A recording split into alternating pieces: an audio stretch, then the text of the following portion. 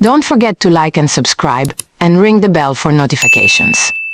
Hello there, dear viewer. My name is Dexter. I am the Flawless Military's top scientist. I have not always been on the form you see me now. What you see now is a projection, a construct of energy taking human form.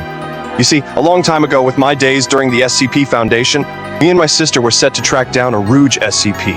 SCP-XU69X was the SCP in question. An all-powerful goddess named Rejexiel. She is part of a trio known as the Goddess 3. From what I gather, they come from a planet known as Nirvana, a planet that has reincarnation religious practice. The souls of the ancients were always reincarnated in their culture. The souls of Ramna, Yanma, and Anga were reincarnated into Gloria, Mavis, and Rihanna. Gloria's soul once gave into the darkness when she traveled too far into the realm of darkness. This turned her into an enraged goddess. She became heartless and her nobody lay dormant. She leveled entire civilizations, and one day everything just went back. Then as my eyes opened, I learned the truth. I was destroyed. This goddess crashed out, obliterated everyone, and then brought us back life. Nothing happened. The only being I am aware of capable of such a casual feat of might is SCP-343, God. The next time I saw her, she was different, more calm and composed. She has become a nobody. But what she told me next gives me shivers till this very day. She said that the last time she saw me was during the 48th Universal Reset, and this was the 69th. That means the universe ended and began and over again without me. What happened through all that lost time, I wonder? Did she destroy everything, or did she save it? Her heart had returned by the time I saw her, though she still bears the recusant sigil in her name, liking the sound of it better than Gloria. I often wonder what can actually kill her. I have made Rejexiel contingencies just in case her inner wrath resurfaces, but I am not certain of the effectiveness of it all. For now, it is better to work with her than against her. Brother, I will take it from here. Hey there, my name is Beatrice. I'm responsible for recruitment and innovations in the Flawless Military. Unlike my brother and almost everyone around me, I am a regular human. Don't think that means I'm soft. They call me She-Devil and describe me as batshit crazy. I will not confirm or deny these allegations. My brother was experimenting with various energy sources from other worlds. The SCP Foundation forbid him into looking in further without authorization. But my brother has never been one to listen. He put all that shit in his body and exploded into fucking pieces. It took everything in me to clean him up. I tossed his body in SCP-914 and the machine improved him and became a pure energy construct. This process was similar to the nobody process. He doesn't even eat like a normal person. He either doesn't eat will place his hand on and convert the food into energy and then absorbs it. Dexter lost a part of himself that I don't know if he could get back. I try to be his moral compass, but I'm aware that I am incredibly flawed myself. For a time, Rejexiel was a member of Organization 13. Several members had died at Castle Oblivion, and new members needed to be added. Me and Rejexiel were found by Xaldin, who needed replacements for Vexen and Marluxia. Xemnas was looking for nobodies and came across us. Although I am not a nobody in the traditional sense, I do lack a certain level of human emotion. Rejexiel's heart grew back faster. She came to realization that she was herself again. She looked at the faces of the nobodies and the state of the organization. Luxord often complained about payment. Gian and Roxas became junkies. Sykes was enforcing Xemnas' ridiculous moon doctrine. Axel kept coming back from ditty parties. Xaldin often released his stress by fighting unworthy opponents, and Zigbar's thoughts seemed to always be elsewhere, torn between his attraction to the mother and his duty to the master of masters. This place was a mess, and it was I who told Rejexiel to challenge Xemnas to a trial by combat, a tradition found in places like Westeros. She listened and ultimately bested him in combat, rebranding Organization 13 into the Flawless Military. Soon after that, we developed the world that never was into J-Tech City. This move has changed the overall perception of us. They are aware that we are under new management and want to eat the fruit that we offer them. Rejexiel's success in the trial by combat made her consider Westeros. She resurrected the dead, and with me and my sister's help, we are changing it into a more modern era.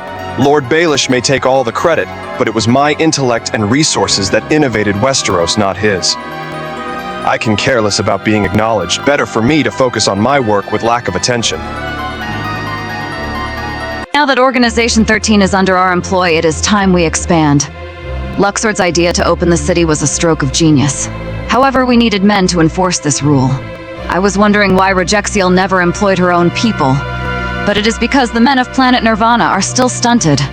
They are warlike, and their spark of genius is few and far in between. They are brutes of incredible power, cousins to the Saiyan race. There are the heartless and nobodies as potential options, but if a 15-year-old boy and his Disney pals can best them so easy, then they are insufficient. I decided to outsource. I created a school called Spellweaver Academy. This school is a multiverse training facility that specializes in multiversal battles. We have a lot of applicants, but we only allow a certain amount of people in, and if you don't meet the grace period, try again next time.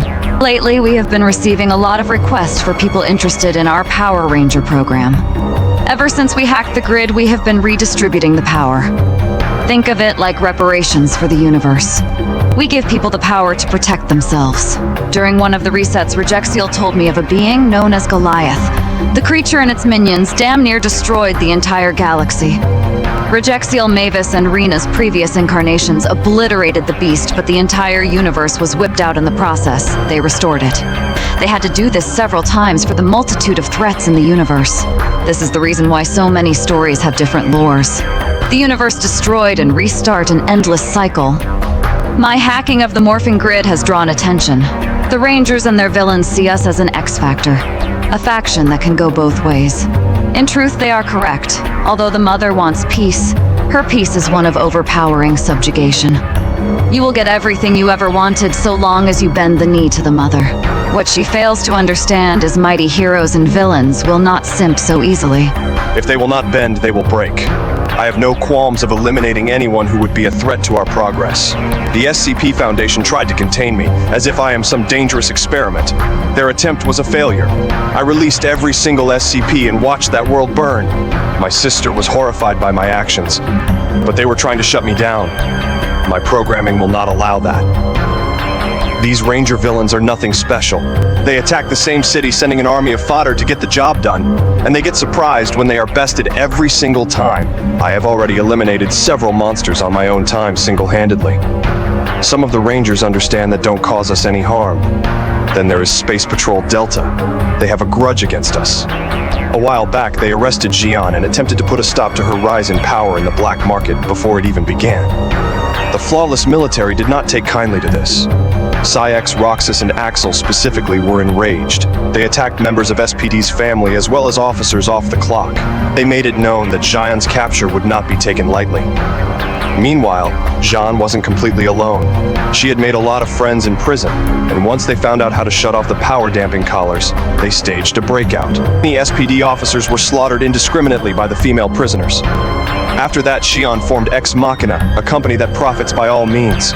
She hired Devil Fruit and stand users to handle her operations. Her partners Roxas, Syx, and Axel are all her made men. They follow her orders without question and will destroy anyone who gets in the way of Ex Machina.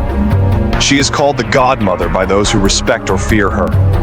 If you ask me, she just wanted a mommy title like Rejexiel. Doggy Kruger went to our base to confront Rejexiel, but it was Madara Uchiha who met him at the gate. Madara was the opposite of Rejexiel in every way.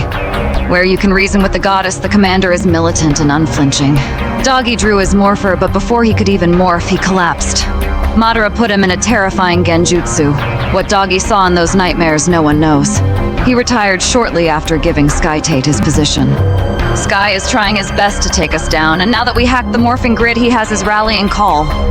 Oh well, they don't call us the flawless military for no reason. This goes for everyone, not just the Power Rangers. All who oppose the military will be extinct one way or another. Let's see how long the power protects you. We will show you what real power looks like.